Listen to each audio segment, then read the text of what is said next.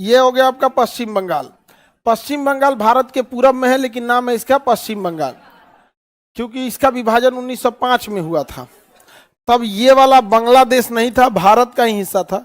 इसको कहा गया पूर्वी बंगाल, ऐसे कहा गया पश्चिमी बंगाल। उस हिसाब से तो ये ठीक है, ये पूरब में है और ये पश्चिम में, लेकिन ये टूट के बांग्लादेश बन गया। क्या बन गया? बांग्लादेश। और ये पश्चिम का पश्चिम बंगाल रह गया। तो पश्चिम बंगाल को आज भी हम लोग क्या कहेंगे? लोग पश्चिम बंगाल। तो ये तो हो गया झारखंड। झारखंड तो पढ़ा दिए बाबू। अब हमको क्या देखना है? पश्चिम बंगाल। सब लोग पश्चिम बंगाल खोल दिए? कितने नंबर पेज पे है?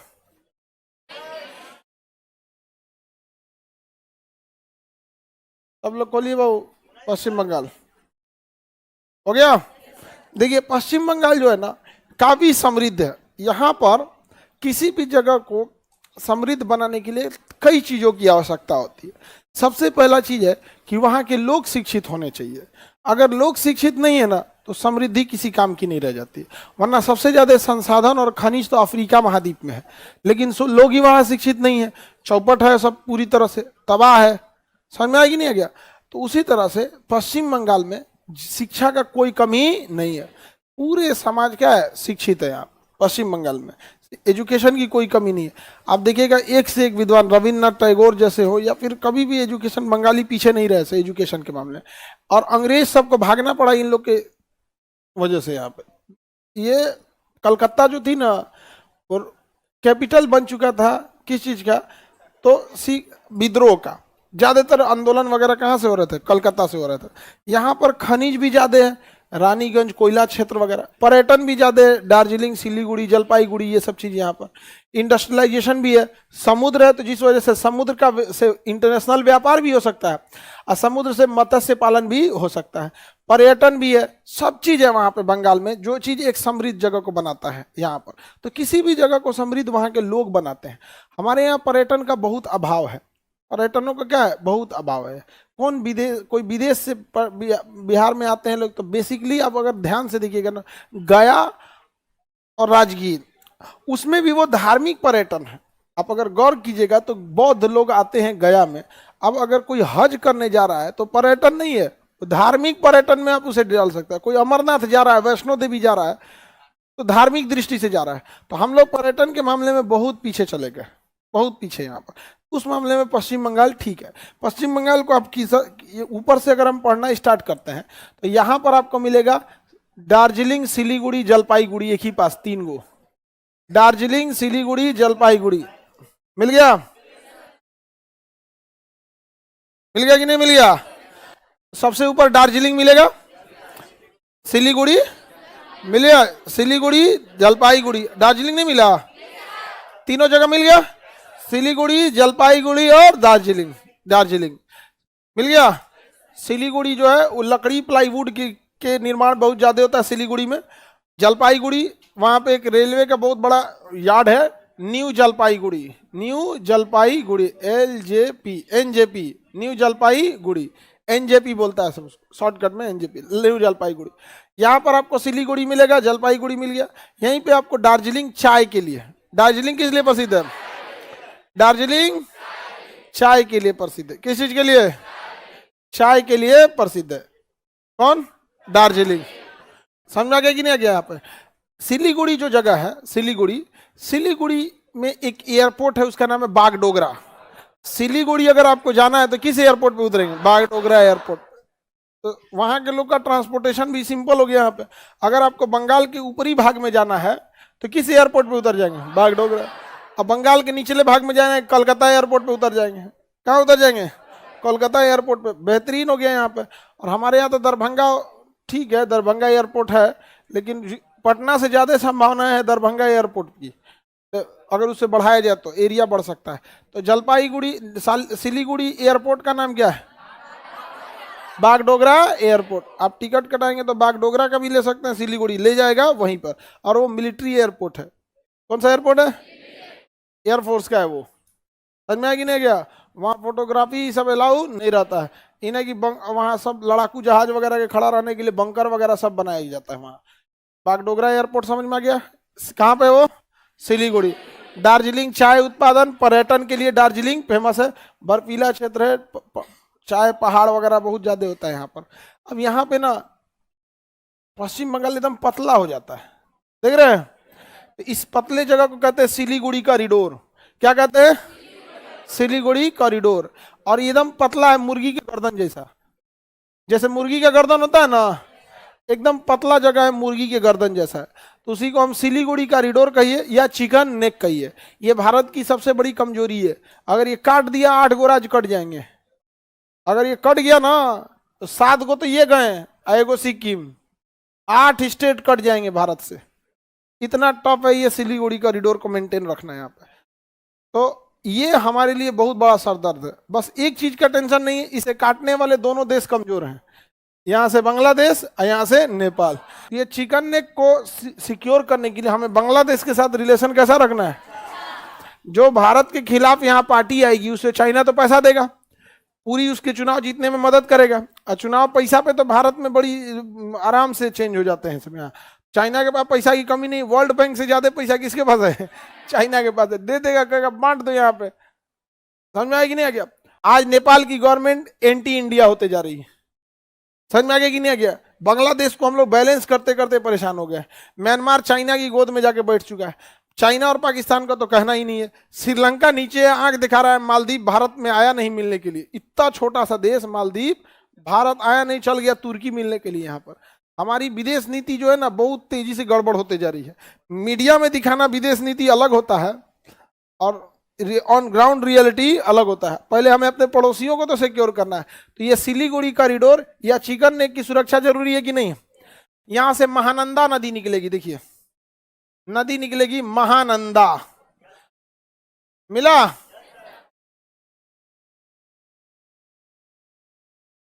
कौन सी नदी? चिकन नेक के पास से कौन नदी है? महानंदा। मिल गई? फिजिकल नक्शा में देखेंगे और क्लियर दिखेगा महानंदा नदी। मिल गया? फिजिकल नक्शा में और क्लियर मिलेगा कौन नदी है? महानंदा। महानंदा नदी मिल गई? ये तो महानंदा नदी है।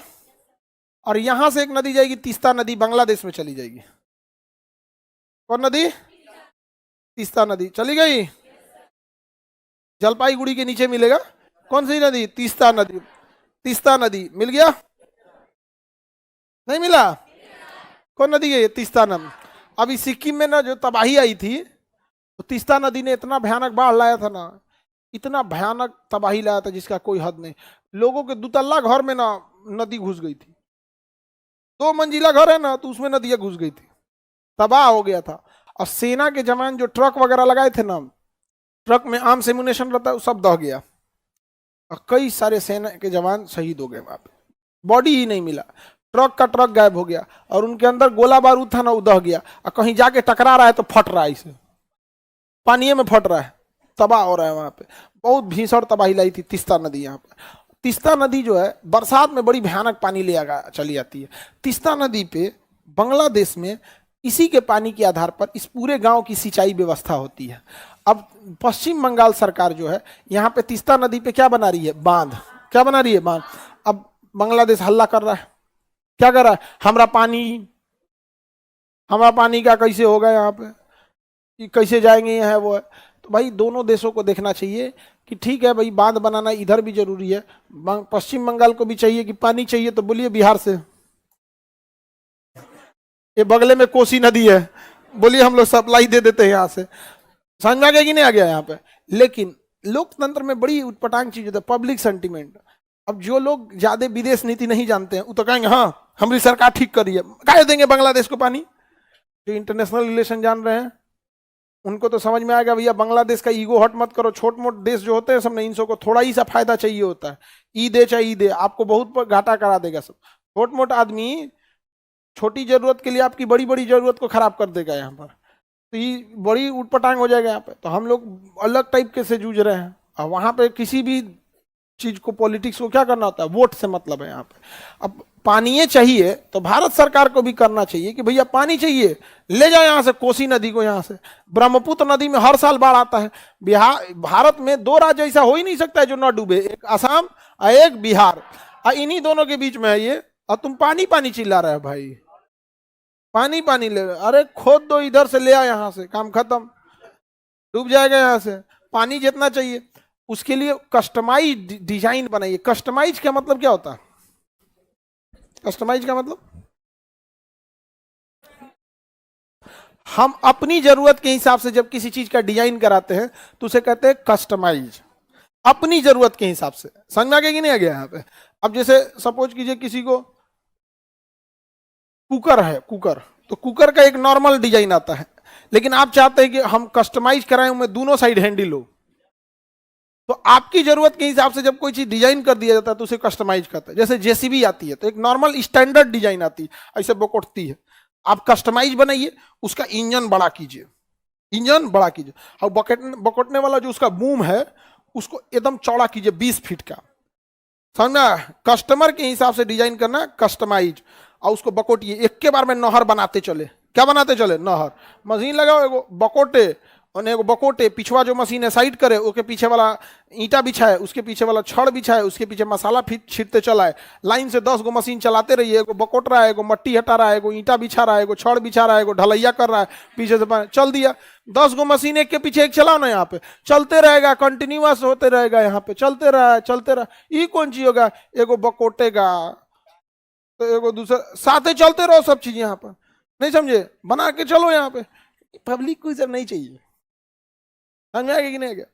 हम लोग को अभी नहीं चाहिए।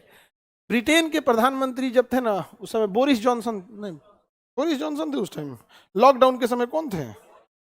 बोरिस जॉनसन थे उस समय। इधर इतना ना चेंज हुआ, प्रधानमंत्री 6-6 महीना पे ब्रिटेन बैठ दिए। जब उनको कोरोना का वैक्सीन लगाना था ना, तो एक बूढ़ा आदमी था, उनको लाइन में लगा दिया, पीछे यहाँ पे लाइन लगा के रहते, लगा लिया वैक्सीन, तब कहे कि हाँ अब लगवा लीजिए। और जब लगवा लिए ना वैक्सीन, तो देख रहा था, जब वैक्सीन लगवा लिए तो कहा कि मैनेजमेंट नहीं कर पाए आप, कोरोना का मैनेजमेंट आप नहीं कर पाए आप, चुपचाप सुने थे। यानी हमारे यहाँ कोई बोल दे, जितनी ज्यादा जनसंख्या होगी, जितनी ज्यादा जनसंख्या, वहां लोकतंत्र में थोड़ा बहुत इतना होगा ना कि सुपीरियरिटी आ जाएगी आपको। क्यों? क्योंकि जैसे बिहार है, 13 करोड़ लोग हैं, 12-13 करोड़, 1 करोड़ घुसियाइए जाएगा तो उसको क्या फर्क पड़ रहा है? सिक्किम 10,000 अगर जनता घुसिया गई ना तो आगे पीछे हो जाएगा आदमी। तो लोकतंत्र में बहुत जनसंख्या होने की वजह से ना डोमिनेटिंग चीजें आ जाती है। घुसियाइले रहो ना तुम, यहाँ घुसियाई जाएगा तो क्या हो जाएगा हम। लेकिन जब जनसंख्या कम रहती है, अब थोड़ा गोवा में 1 करोड़ जनसंख्या नहीं है वहां पे, अब घुसिया जाएंगे लोग तो गवर्नमेंट को हालत खराब हो जाएगा। तो वहां पे देखिएगा, वहां पे गवर्नमेंट डिसीजन लेती है वहां के लोगों के हिसाब से। हम लोग के पास जनसंख्या क्या है, ज्यादा हो जाती है यहाँ पे। तो सोचिए हम लोग यहाँ पानी के लिए हल्ला करते हैं, लोग यहाँ पे नहर वगैरह बना के ले जाओ, या कस्टमाइज मशीन बनाइए। नहीं बना सकते हैं, बड़ा मशीन होना चाहिए यहाँ पर, चेन से चलने वाला, जैसे टैंक कैसे चलता है वैसी हैवी पावर का कस्टमाइज बनाइए, और एक साथ 10 मशीन का सेट होना चाहिए। सबका अपना अपना कंटिन्यूअस काम करो। टारगेट रखो डेली 1 किलोमीटर नहर बना के डाल देना है। डेली 1 किलोमीटर क्या करना है? नहर बना। ट्रेन की पटरी ऐसे ही तो होती है, एगो गिट्टी बिछाता है तो एगो पटरी बिछाता है, एगो रेलवे लाइन बिछाता है तो एगो नट बोल्ट कसता है, डेली 1 किलोमीटर बना देता है। और जब ट्रेन की पटरी बिछाई जाती है ना, एक के साथ 300-400 वर्कर काम करते हैं, और मशीनवा चलता है, ट्रैक लेइंग मशीन बोलते हैं उसको, धीरे धीरे चलते जाता है। पहले स्लीपर बिछाएगा सीमेंट का पटरिया, फिर उसके ऊपर बिछा देगा कौन? ट्रैक, और उसमें नीचे एक आदमी रहेगा, हुक बिछा देगा, पीछे को हथौड़ी लेके चलते रहेगा, हुकवा कसते जा रहा है। यहाँ पे पूरा ऐसा लगता है वो गाँव जा रहा है, सब चीज कंटिन्यूअस होते रहता है, वैसे करके ले जाए। यहाँ पे बांग्लादेश को ज्यादा टॉर्चर करना ठीक नहीं है युद्ध के समय के लिए। तो यहाँ समझ में आ गया चिकन नेक, किसी को कोई दिक्कत नहीं है। अब यहाँ चिकन नेक से थोड़ा नीचे उतरेंगे, फिर एक पतला जगह मिलेगा, वहां मिलेगा मालदा, फरक्का, मालदा और फरक्का। मैं जलपाईगुड़ी से हूं। हाँ भाई बढ़िया जगह है जलपाईगुड़ी, मिल गया। मालदा और फरक्का। मालदा रेलवे का एक डिवीजन है, मालदा डिवीजन। आम उत्पादन के लिए प्रसिद्ध है मालदा। मालदा किस चीज के उत्पादन के लिए? आम। उस मालदा आम का यहाँ बिहार में बहुत खपत है। बिहार हर स्टेट में अलग अलग चीज खाने के लिए फेमस हो जाता है। उत्तर प्रदेश में भी में अलग अलग आम हो गया, यहाँ पे सब जगह अलग अलग होता है, जिसको जैसा पसंद आ गया आम वगैरह। समझ में आ गया कि नहीं आ गया? किसी को दिक्कत? मालदा किस लिए फेमस है? आम। उसके बगल में फरक्का। कौन जगह है? फरक्का।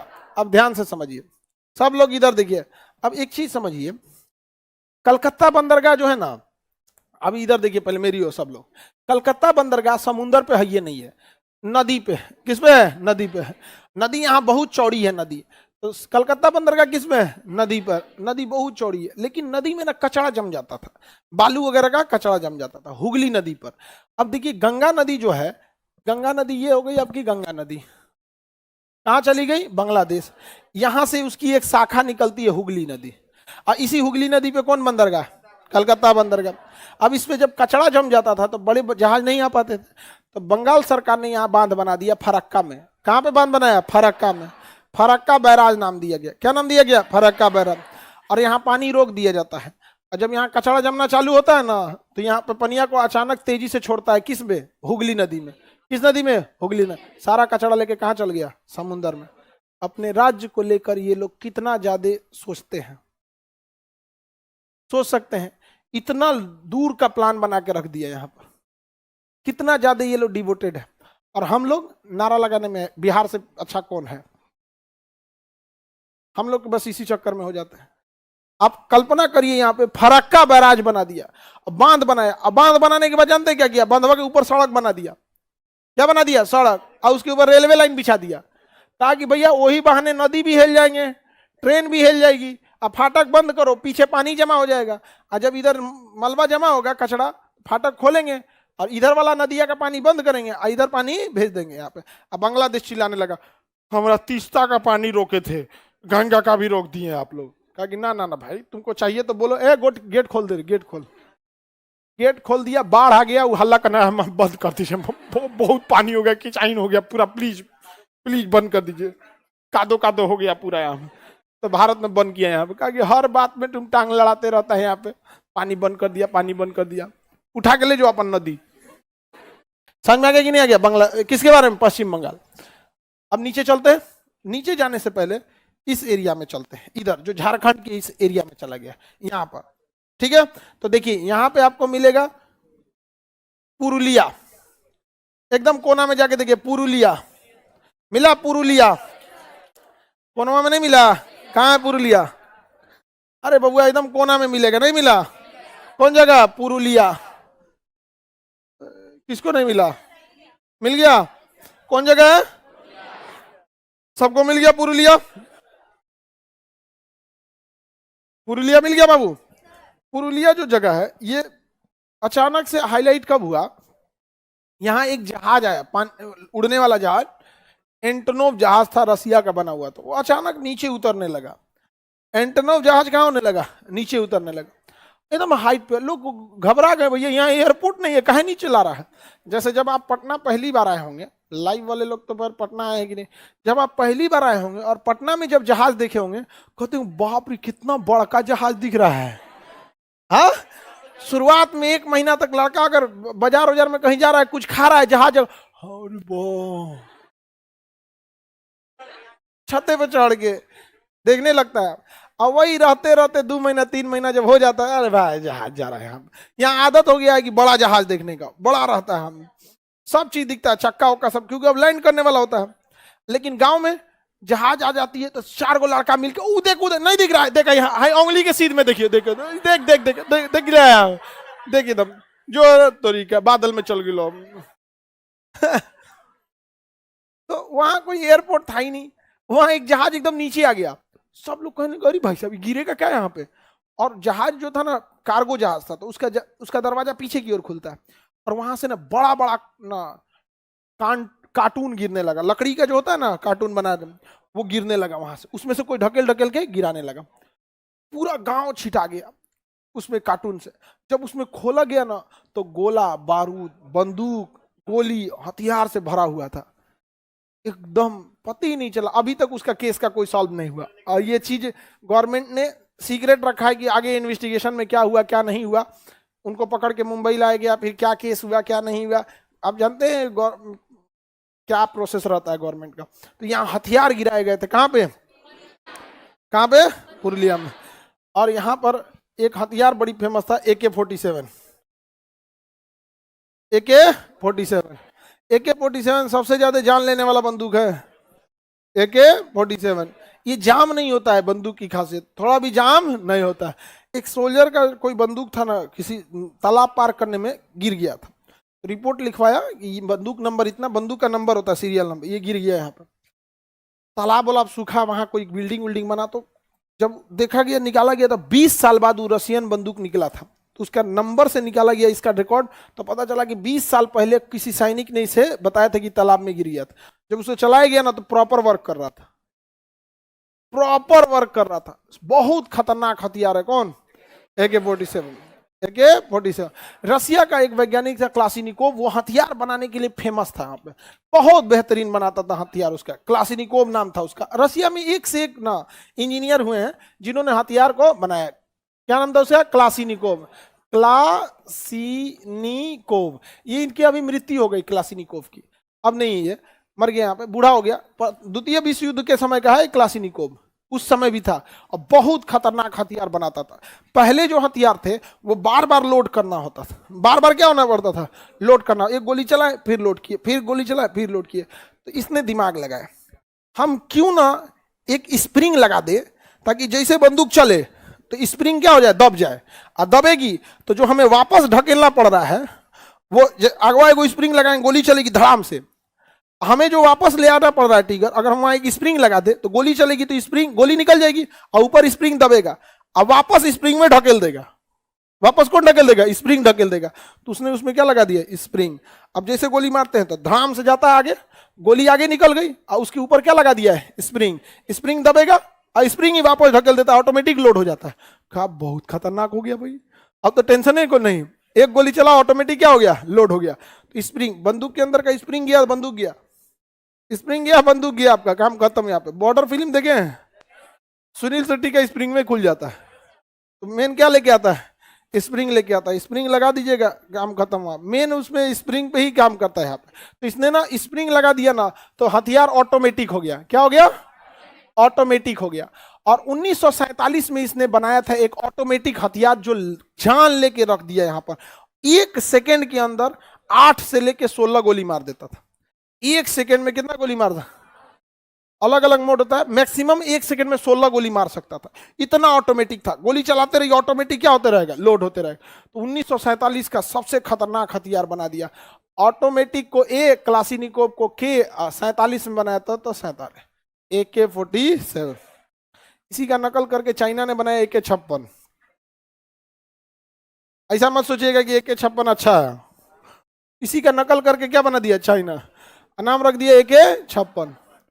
तो AK-47 आज भी सबसे खतरनाक हथियार होता है। एक आतंकवादियों का सबसे फेमस हथियार, इसका फोल्डेड बट सिस्टम बहुत बेहतरीन होता है AK-47 का। तो पश्चिम बंगाल में कौन किस जगह पे हथियार डंप किए गए थे? पुरुलिया में। अभी इसकी जांच वोच क्या है, गवर्नमेंट ने कुछ बताया नहीं। पुरुलिया में, पुरुलिया के ऊपर अगर आप देखेंगे तो चितरंजन मिलेगा, मिल गया चितरंजन। चितरंजन रेलवे इंजन कारखाना कहाँ है? मिल गया चितरंजन। चितरंजन के पास देखिए दुर्गापुर, नहीं मिला? चितरंजन के पास दुर्गापुर। बताइए, स्टील कारखाना दुर्गापुर, स्टील कारखाना, इंजन कारखाना चितरंजन, इंजन कारखाना चितरंजन, स्टील कारखाना दुर्गापुर। वहीं देखिए मिलेगा रानीगंज, मिला रानीगंज। कोयला क्षेत्र रानीगंज, कोयला क्षेत्र, कोयला क्षेत्र मिला। बताइए, इन दोनों औद्योगिक शहर को कोयला की प्राप्ति कहां से होती है? रानीगंज। सबसे ज्यादा अगर कोयला किसी खदान से निकाला जाता है तो कहां से? रानीगंज से। रानीगंज। भंडारण सबसे ज्यादा है तो धनबाद वाले खदान में। किसी राज्य में सबसे ज्यादा है तो छत्तीसगढ़ में। सबसे मोटी कोयले की परत सिंगरौली मध्य प्रदेश में पाई जाती है, यहां से खनन ज्यादा होता है। तो चितरंजन मिल गया, दुर्गापुर मिल गया, कोयला की प्राप्ति रानीगंज मिल गया, रानीगंज। किसी को दिक्कत? इसके आगे बढ़ेंगे, वर्धमान मिला, थोड़ा सा आगे बढ़िए। क्या जी? वर्धमान मिला, वर्धमान, वर्धमान मिल गया। वर्धमान भी औद्योगिक क्षेत्र है, वर्धमान इंडस्ट्रियल एरिया। ये पूरा का पूरा एरिया कैसा है? इंडस्ट्रियल है, इंडस्ट्रियल एरिया है। और ध्यान से देखिए ना, अगर ये एरिया इंडस्ट्रियल है तो झारखंड का ये एरिया भी तो इंडस्ट्रियल ही है। नहीं है। तो जब इंडस्ट्रीज बनते हैं सब ना, तो एकदम पूरा इको सिस्टम हो जाता है। जैसे आप इस एरिया में देखिए, जहां जहां भी खोजिएगा आपकी जरूरत की हर एक चीज मिल जाएगी। लॉज, हॉस्टल्स, दुकानदार सब, दुकान वाले भी फिक्स है। अब जाके उससे आधा किलो आटा मांगिए, 20 रुपया का तेल मांगिए, सरसों तेल दे देगा। उसको पता है कि यहाँ कौन रहते हैं, स्टूडेंट रहते हैं। अब वही तनी जाके मांगिए तो कंकड़ बाग में, राजा बाजार में, सगुना मोड़, ये सब जहाँ स्टूडेंट नहीं रहते हैं, 4 बार देखेगा कान में तेल डालना है क्या। तो इको सिस्टम हो जाता है उस चीज का। यहाँ पे अगर देखेंगे आगे, वर्धमान के आगे शांति निकेतन, शांति निकेतन मिल गया। शांति निकेतन की स्थापना रविन्द्रनाथ टैगोर ने किया था। शांति निकेतन की स्थापना रविन्द्रनाथ टैगोर, शांति निकेतन की स्थापना रविन्द्रनाथ टैगोर। किसी को कोई दिक्कत? पश्चिम बंगाल समझ में आ रहा है? तो पश्चिम बंगाल में अगर आप ध्यान से देखिए मेरी ओर, यहां भी कुछ शहर मिलेंगे, ऊपर वाले भाग में मिलेंगे, यहाँ 2 ठो मिलेगा, मालदा और फरक्का बीच में, सिलीगुड़ी, जलपाईगुड़ी, दार्जिलिंग ऊपर में, इंडस्ट्रियल एरिया में बोका, यहाँ मिल गया आपको चितरंजन, दुर्गापुर, बर्नपुर, वर्धमान, दुर्गापुर, बर्नपुर, चितरंजन, वर्धमान। इन सबको कोयला मिलता है, रानीगंज, ऐसे रानीगंज। अब इसका समुद्री एरिया बच गया ये वाला, जहां मेनली कलकत्ता स्थित है। इसको हम लोग कल